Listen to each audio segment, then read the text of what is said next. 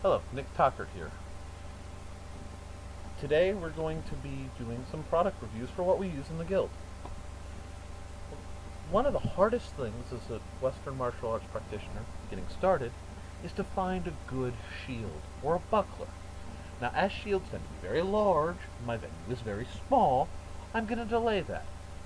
Also because shields will be more of an instructional how to make deal. We'll get to that later. But if you're starting out, you're learning Western martial arts, or Eastern, and you want to pick up a buckler, I have some really nice product recommendations that we've been using for several years now. The first one I want to talk about is by ColdSteel. Sword Sage, he's on our list, and he's one of our members, has a lot to say about ColdSteel live steel weapons. That's not my department. My department is the trainers. That's the sword we're going to talk about. First thing I want to talk about is this. This is the ColdSteel Medieval Buckler. If you go to the site, coldsteel.com, yay, I'm giving a plug. Anyhow, they run about $50.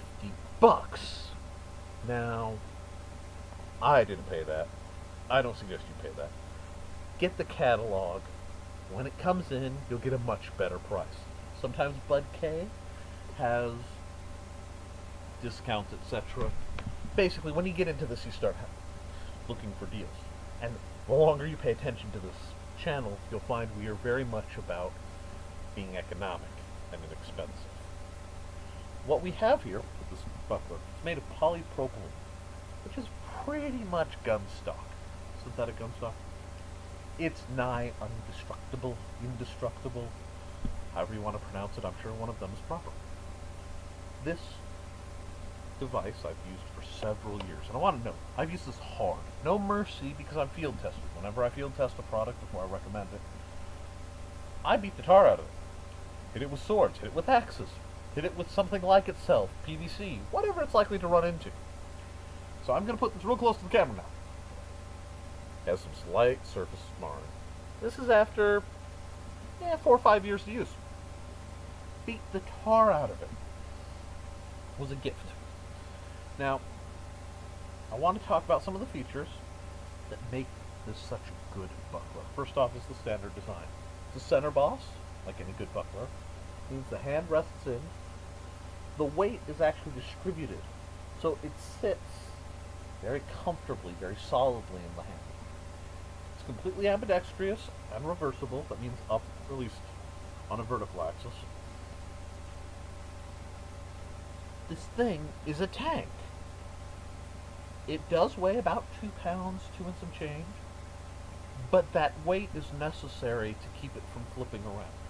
See, when you use a buckler, depending on which master you're looking at, some use it primarily to guard the unarmored hand of a rapier, more early, or extend it to block incoming shots.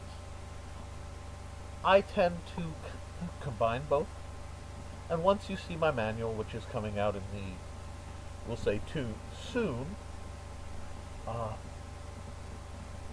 you'll be able to see what I mean. But this will guard against pretty much anything that's coming. I do not recommend it for steel use because it will nick and beat up. It is plastic. But it held up against far more Schlager shots than it should have. I'm sorry, I used a term you may not be familiar with. Schlager is a heavy rapier. It's an older style. The ones I use were produced by Triplet than Zen Warrior Armory. Again, more good stuff we'll get to down the line. But this item will cover your hand. The weight keeps it centered. It doesn't get slick. The way it's molded, it's not going to spin in your hand like some do. This is a solid product. As I said, it runs about $50 straight off of ColdSteel. You can usually find it about $25, $30 on Amazon if you're good. So we're going to take this. This is a wonderful product. The other nice thing is its size is just about perfect to fit in a standard duffel bag with, say, your armored shirt or your fencing mask or whatever other things you're lucky. It won't rot, won't mildew. Like I said, I've yet to have one scratch heavily, let alone crack. I really recommend this product. Going on. ColdSteel also makes a Trench Hawk train.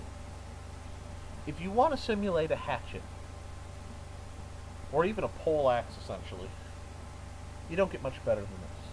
The balance is superb. The composition, again, polypropylene, nearly indestructible.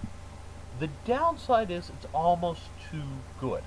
And this is why, when we get to the sword section in another video, I don't recommend at least novices using ColdSteel trainers. Not that they're not incredible products, because they are. But because there's very little flex. They aren't forgiving. And as someone who has been hurt severely by training weapons in the past, you teach people long enough, accidents happen. I'm very protective. So you need good calibration. But with proper calibration, this is an incredibly useful implement. Let me put it over here. You can look at the blade design. This is actually a very, very old design that's come back into vogue. A little flare-headed bearded axe. Now this is going to catch and pull. So even if you miss somebody's arm, you can use it to direct, essentially like you would a grapple. This also will disarm swords, catch and pull. Can't really do that motion in here because it's a little tiny venue. But spike, equally effective, simple. These are balanced, at least the live steel to throw. Don't throw your trainers. It's not nice to the trainer and you're likely to bonk somebody walking by. But really recommend these. Now, as I said before, ColdSteel Buckler, excellent. $50. If I ever meet Lynn Thompson, I'm going to hug him just for creating this implement. This is the single best marketed buckler out there, at least for what we do. You can make your own, which gets us down into the next section.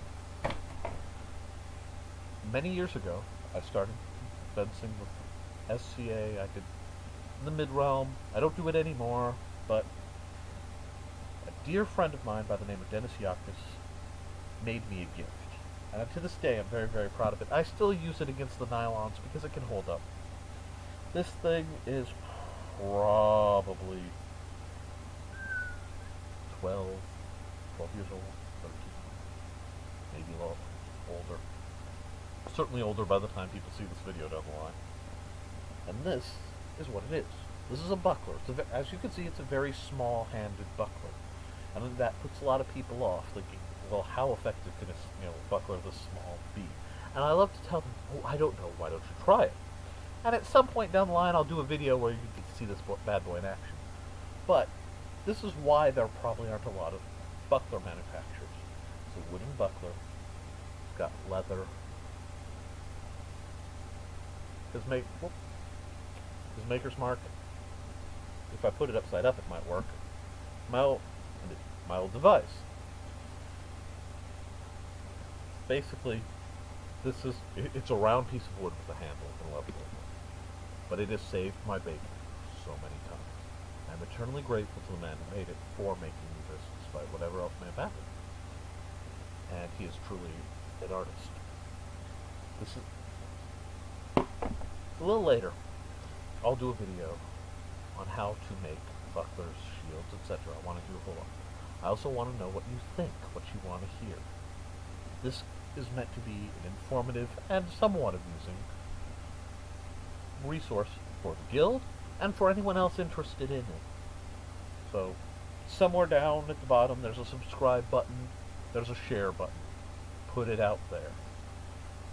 Reference sites that I talked about, ColdSteel. They made these. There we go. They made these. They're awesome. Reference people, a guy named Dennis Yakis. Also known as Aidan McDougall the Black Hand. An artist and an artisan should be appreciated. Alright, next week I'll put out something else interesting. Maybe later this week as I can get venues. Stay safe, have fun, remember, this is martial arts. You can get killed. Be careful. Much love.